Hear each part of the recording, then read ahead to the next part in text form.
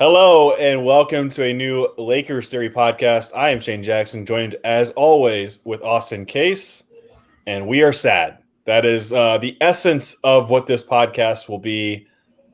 Basically, nothing going right in our lives because the Lakers are not doing well. They've lost 3 in a row. They've lost a second superstar with LeBron having a high ankle sprain.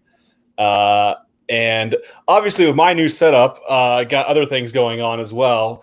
And so it's just been weeks without good news, I think. And the Lakers are now at the forefront of that in this life of LeBron James. Austin, will you even watch basketball with the Lakers now? And what the hell do we do from here? I don't see myself watching an entire game, but I'll keep track of how they're doing and stuff. But I mean, I will watch games up to a certain point. If I like what I'm seeing, then yeah, I'm gonna watch. But if they are getting their butts kicked, then I'll probably just kind of tune out a little bit. But yeah, it's tough sledding here for the Lakers. So we kind of don't have a lot to be excited about at the moment. But I guess things could get worse, but I would like to think that this is a low point for the Lakers this season. So we'll see what happens. Yeah, you mentioned getting their butt kicked. That's exactly what happened recently. They played the Pelicans, and I'm looking at the score right now, 128-111. They lost to the Suns, and obviously the LeBron injury happened in the Hawks loss. So they've lost 3 in a row. It's been a little bit since we recorded it. I thought we both thought, hey, it's important to say we're live. We know what's happened. But basically there's not a whole lot to talk about. So this will be a relatively, I think, short podcast. And basically it's going to be a chance for us to kind of vent our frustration over what has been the last few days involving the Lakers basketball. And maybe where we go from here, like if there's anything to look forward to and all of that. We don't have any sort of outline. I just figured this is a chance to. This is better than therapy. Or cheaper than therapy, I'll say, and we'll be sad about the Lakers together right here. It's tough because my first thought, anyways, when the LeBron injury happened. It's just like it felt like, hey, AD was being reevaluated and maybe his return is approaching. And at some point we would see the Lakers peak into form, heading into the postseason. And now we may never get that. I don't know how long LeBron will be out. I don't think anybody really knows. But there's a chance that, him and AD are not back together and until there's 10 games left in the season, if at all. And when they come back, there's no guarantee that they're 100% either. So It's just a big bummer because I think the story of what the season has been so far is it's been underwhelming and everybody's kind of learning their roles and all that stuff. But the end game was still the same. And I think the end game has changed now. I don't get me wrong. I still think the Lakers can compete for a title and all that, but it's definitely more of a question mark today than it was maybe 7 days ago. I think the early timetable for LeBron was 3 to 4 weeks. If that's the case, you're kind of in the middle of April until he's even back, and that's best case scenario. So, who knows when they're going to have AD come back? So it's kind of we're going to probably see pretty bad basketball for a little bit. I don't know. I feel like with these injuries, it will allow these other guys to get a lot of playing time, but it kind of I don't want to say it's really too helpful because they're going to get into this groove without, the two main guys that are, they play through LeBron and AD. That's what they do. And so I feel like if this is a longer timetable where both of them are out, then it might be a little harder for these guys to adjust when they get back in the rotation.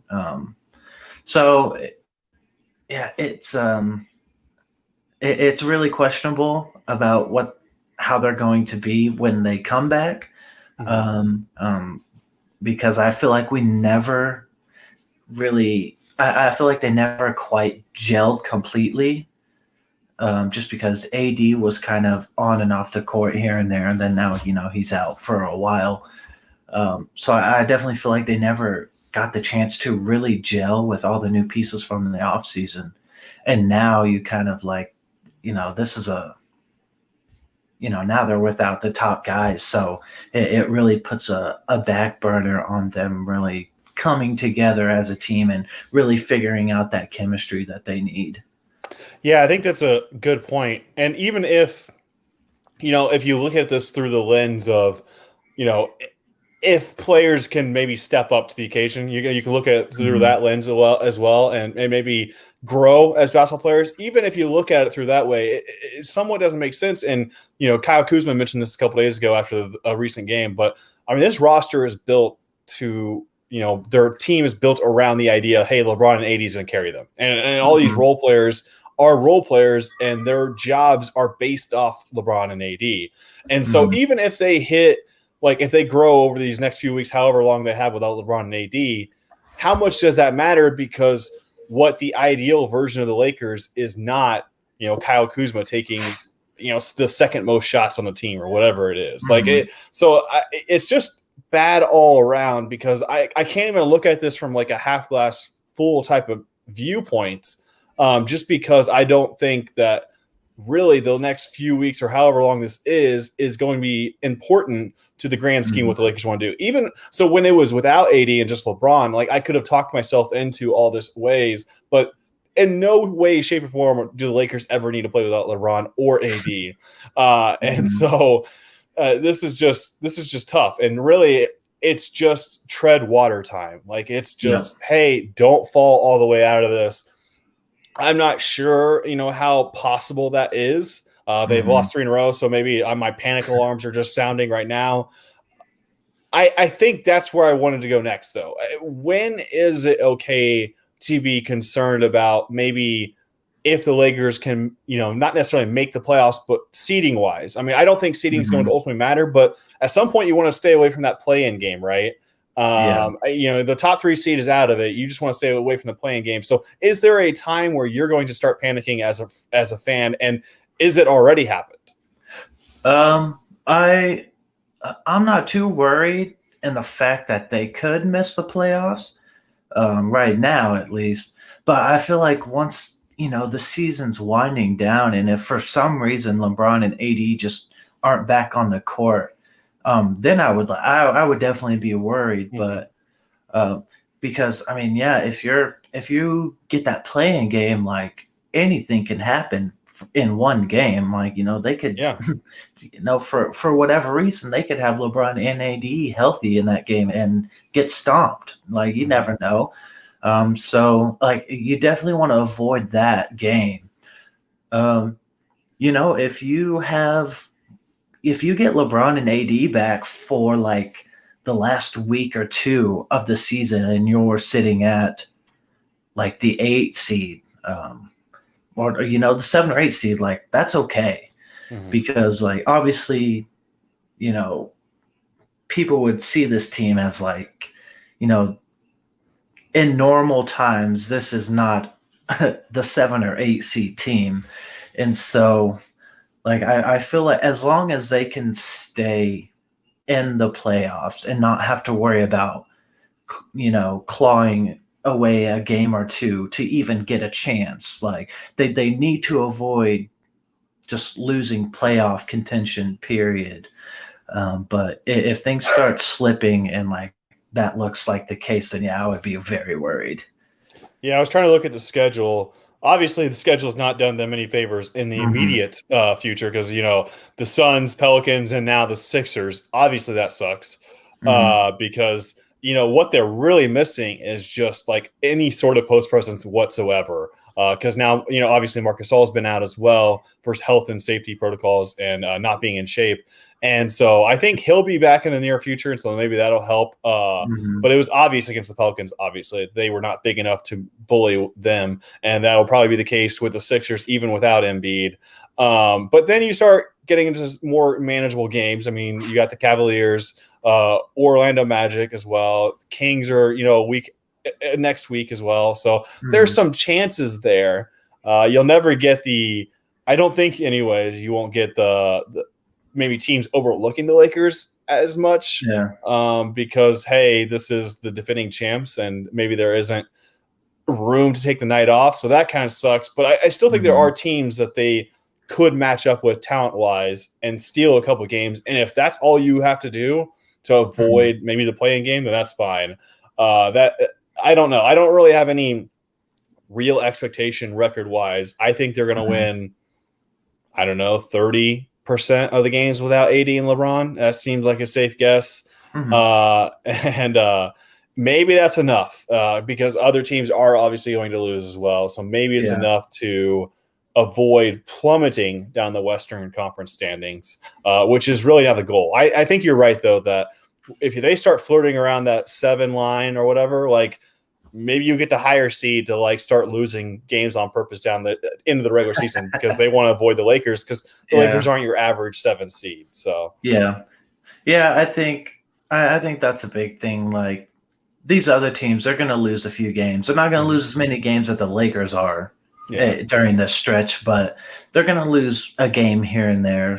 But it definitely, if this group, you know, whoever they have on the court, if they can just get wins against these like high lottery pick teams, like I really think that's the goal. And like that was something kind of we said with LeBron, you know, with LeBron in the lineup was like just beat the bad teams. Like I feel like there's not really a bad team because any team can win, but like win the games that you were supposed to with LeBron. But now it's like just go out and win some games that are obtainable. Because like the Sixers, like nobody's going to expect this group to be able to beat them. Like maybe they can compete for a little bit, but it might be really hard for them to kind of pull a win against these top playoff teams. So, I mean, just get some wins here and there, and you know, anticipate these other playoff teams to lose a couple games, and I think it would be okay. Yeah, I mean, we're both just making this up as we go. Like this is obviously a sad time, and we have no expectations really moving forward. It's turn on the game, and if we're disappointed by the second quarter, let's turn it off. So our podcast schedule may fluctuate for the time being because of that. There may not be important things to discuss because without AD and LeBron, I just can't imagine caring that much about Lakers basketball. And if people who listen to this podcast are Lakers fans as well, and they're not caring, like I can't blame you because we probably care a lot less now as well. So I will post on social media, all types of social media when we are going to do a show, and you can subscribe to us on all sort of platforms, whatever you get your podcasts, to be updated as well. I did want to dive into real quick the trade deadline aspect of all this, but is there anything we missed from not having LeBron that we didn't discuss? Is there any avenue that we didn't hit on before we move on? Probably not. Okay. So yeah, I think we did a pretty good job in making that like a 12-minute spiel about, hey, here's why the Lakers are screwed and here's why it all sucks. Tomorrow is the trade deadline. So we are recording this Wednesday, March 24th. And you definitely follow all of this way more than I do, and the buyout market and all that crap. So I always end up deferring to you when it comes to acquisitions and stuff like that. I feel like maybe this is a little bit more important now than maybe before. But Austin, tell me, based off what you're reading, whatever message boards, all that crap, do you expect the Lakers to be movers tomorrow? And if so, what's going to happen? I mean, up until you know this point, I felt like they would make a move, but now I have no idea. From what I've seen, it doesn't seem like the Lakers are too interested in trading the few first round picks that they have. But also, it sounded like they're really not interested in trading THT, and that's kind of like their best assets. You know, obviously KCP's name has been thrown around. Harrell's been thrown around. Like those guys, which I feel like Harrell's trade value would be fairly good because I feel like he's having a really good season. But KCP has not helped his trade stock at all. So Yeah. I don't know what the market for those guys are.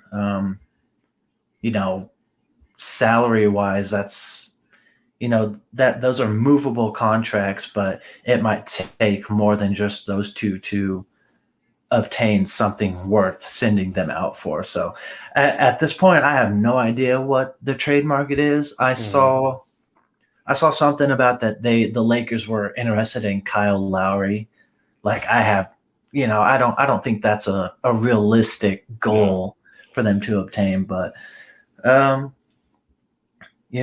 haven't seen too much. I've been trying to avoid Twitter because I get so annoyed when people like harp on the Lakers and LeBron for trying to get random dudes, and so that just gets in my head. So I try to avoid it as much as I can, but I don't know what kind of move I would want them to see. Like I still feel like they need a more athletic big. Any big at this point. Yeah, that's true.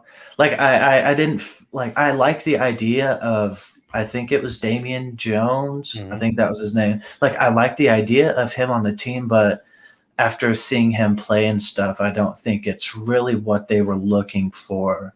I don't think he was as active as probably the team wanted him to be. But any big that's decently athletic could be a target. I think Andre Drummond is still kind of out there.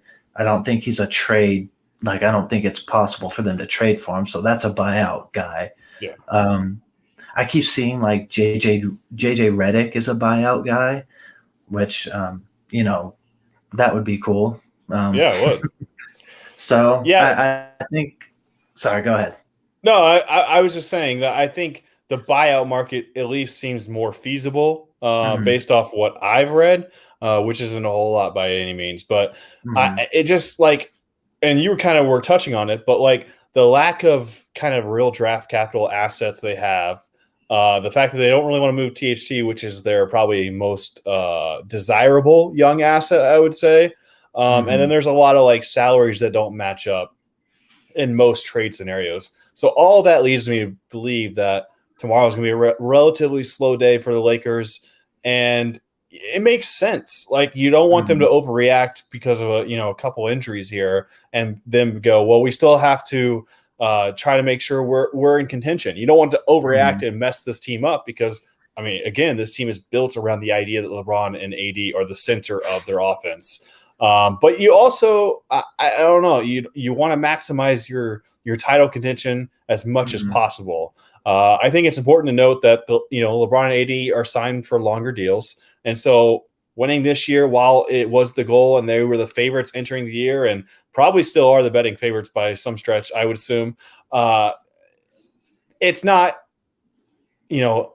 super important that it happens this year. If LeBron and AD are never themselves this year, it was never meant to be anyways. So it's important to note that they can still go for it next year just the same. So I think you have to factor in all those options when considering making a move within the next 24 hours. I would guess that the Lakers kind of stand pat and then they become more involved in the buyout market, but only by a little, I would assume.